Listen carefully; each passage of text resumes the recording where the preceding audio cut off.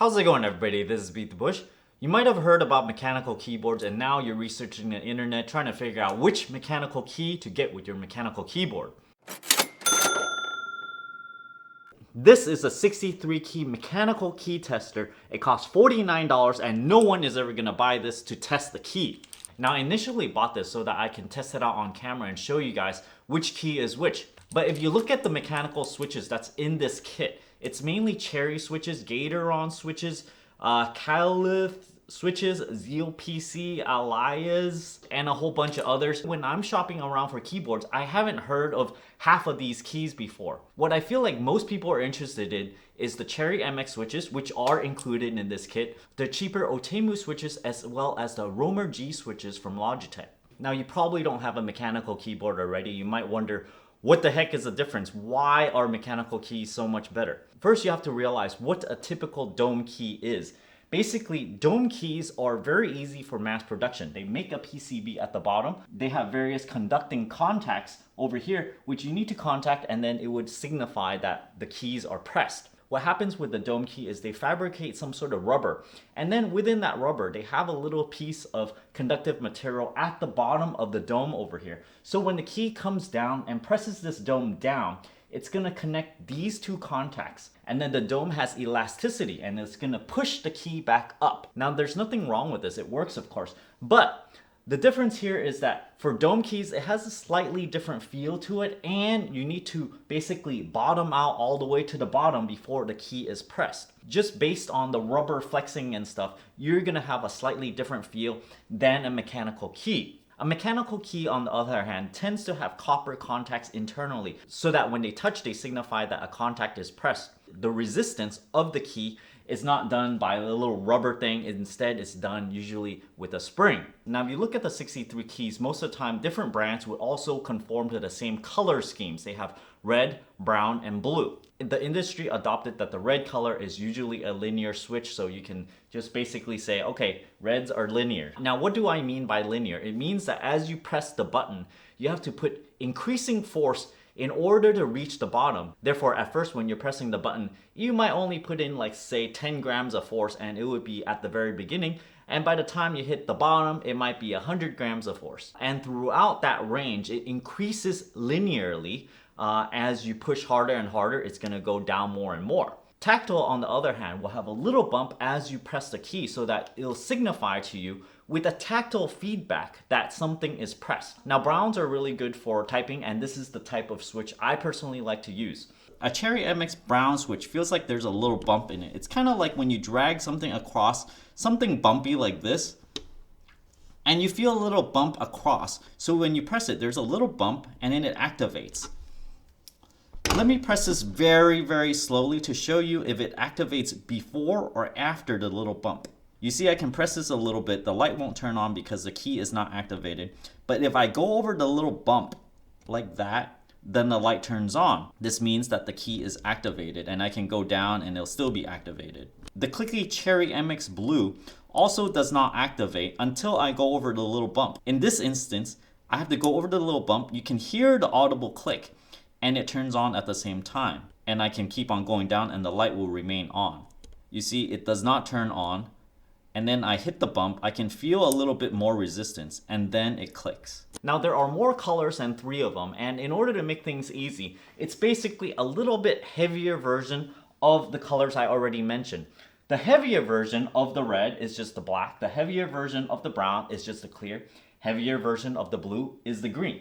What do I mean by heavier? It means you have to press it with more force before it activates. Now, after all this, I have to tell you, I personally used 3 of these keys for at least 2 weeks each to get a good feel for it. I used the Cherry MX Blue, the Cherry MX Red, and I currently use Otemu Browns. To me, the quality of it is about the same because when I use it, I'm like, I can't really tell the difference between the cheaper Otemu switches and the Cherry MX switches. Now, they likely have some sort of reliability differences, but to tell you the truth, I mean, 30 million versus 50 million, it might not matter all that much. So to me, I spent $30 on the Otemu Brown 10 keyless Velocity Fire backlit wired anti-ghosting double shot keys for 30 bucks, and I'm very happy with that keyboard. If you're interested in that particular keyboard, I'll leave a link down in the video description below. Now you're probably also wondering about why I chose those features. Each one of them, I chose them for a purpose. Anti-ghosting is obvious. Most of the keyboards out there has anti-ghosting technology, which means you can bang on 10 keys at the same time and all of those keys would get pressed. When it does not have this anti-ghosting technology, it might miss some of those key presses and it might think that you're pressing something else. Double shot means the key itself is shot with two different kinds of plastic, which means that it will have a little part of the key that is clear, which will shine light through. This is in comparison to having the key that's completely clear and they painted something on top and leaving a little hole that's clear so that the light will shine through. This means that whenever they paint over it, and then if you type on it a lot, the paint will come off and it'll look like it's really old. So double shot allows you to use that key for really, really long time and it will not start to look old. 10 keyless means that you don't have that 10 key numeric keypad over there. I mainly like to do that because I have my keyboard, my mouse on the right side of the 10 keypad, and I don't like having the 10 keypad in between my mouse and the keyboard because I oftentimes need to let go of my mouse, go back to the keyboard, type normally. So without that thing in the middle, I can travel with my right hand a lot shorter of a distance. I also have a hack where I change the caps lock key to an enter key so that I can reduce the traveling between the mouse and the keyboard, mainly because if I'm typing with one hand and one hand is on the mouse, then sometimes I'm able to type in certain things on the keyboard with just one hand and I can press enter with it. If that enter key is not in the caps lock position, then I have to remove from the mouse, go over to the keyboard and press enter. So I noticed that I have to go back a lot, back and forth like that. With that remapping, which I'll leave a video over here, I find that my productivity is slightly higher because I don't have to move my hand back and forth. Why do I have wire? Because I'm just sick and tired of switching batteries into my keyboard, even if it's twice a year. Even when it's so infrequent, I get annoyed because I have to go, oh, again, this keyboard needs more batteries. Whereas when you have it wired, I don't really move my keyboard that far. I never needed my keyboard to be wireless because your keyboard is basically attached to your monitor and you're not just going to bring it around everywhere unless it's some sort of entertainment PC or something. Then you would need a wireless keyboard. So I go with a wired one so I can minimize any kind of delay as well as not needing to replace a battery. Backlit, why is this important? I used to think that you don't need backlit, but sometimes when the sun goes down and you forgot to turn on the light just yet, the light doesn't auto turn on, then you're gonna find yourself in the dark. And sometimes it's helpful having a backlit keyboard because then you can see where you're typing, and that is the only reason for that, so that you can type in the dark. This is the enormous key tester. No one needs to know what each one of these keys does. So what you can do to test these keys is stick these things on a scale like so, and then tear it out.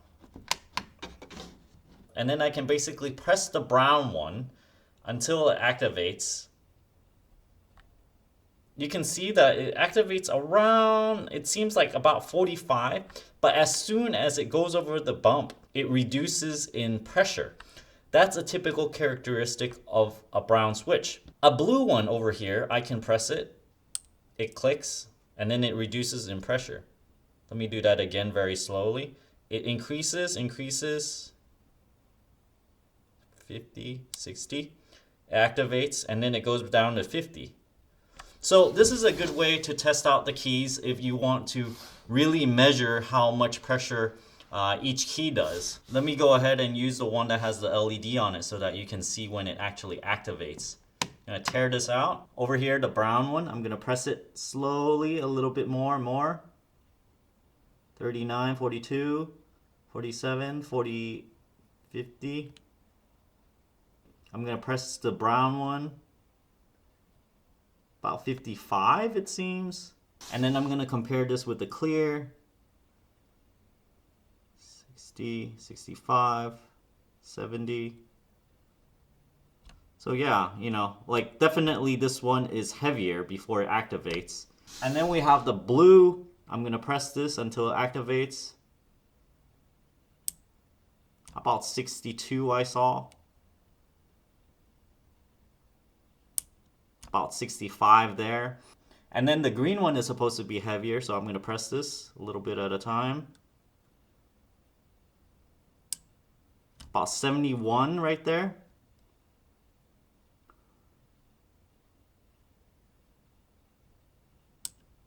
$72 right there before it activates and clicks. Now I have my little cheat sheet over here, and the most interesting part of these switches are the silent switches here. These right here are the black, red, and brown silent switches. And basically I want to demonstrate these because other switches may have a silent option, and you may want to buy those kinds just based on what it sounds like over here. So I'm going to press these and you can hear the difference. This is the regular Cherry MX Red. And this is the Cherry MX Silent Red. The brown. The black. And obviously there's no silent blues because they're supposed to click.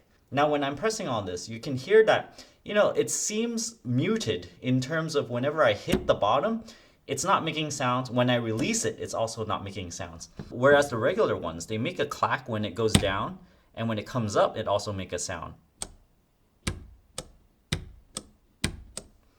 The red. When you hit two materials together, it makes a little sound, right? But when you have a little felt material on top, it will mute the sound when it hits together. And this is exactly what's happening in these silent switches, see? You can hear plastic clacking together, whereas this Cherry MX Red, it almost feels like there's like felt at the bottom and felt on the rebound side of this thing. Same thing with the brown tactiles. So with these silent switches, these are Gatorons, by the way. If you move on to Cherry MX silent switches, it's likely going to be similar, where the hitting of the plastic will be muted by something that seems like there's felt underneath and on the top side. Now I want to demonstrate the difference between a speed switch and a regular Cherry MX blue switch. Speed switches activates earlier on the key, which means if you have your fingers on the key and you suddenly want to shoot something and you want to push the key, it'll activate earlier. So let me demonstrate. You see this Calf Speed Gold, which is this one. It can click right over here. You see, it's only about 1 millimeter down. But then this Cherry MX Blue, I'm going to press it until it clicks over here. It's about 2 millimeters down before it actually activates. This one, a little bit earlier, as you can see. Now, will this make a difference? I would say a little bit. If you're in competitive gaming, every little bit of edge helps. So if you have two people with their finger right here, and they have the same exact reaction time and they press down, this guy is going to win. You can see if I start together, this one activates and then this one activates. If you're pressing this really fast, it's a matter of milliseconds. I want to take this time to show you guys the back of this thing, just in case you really want to see. It has a lot of switch stuff in the back. Now this one is the Cherry MX Red switch. I'm gonna take the keycap off. And you can see on this key, there are two little posts over here.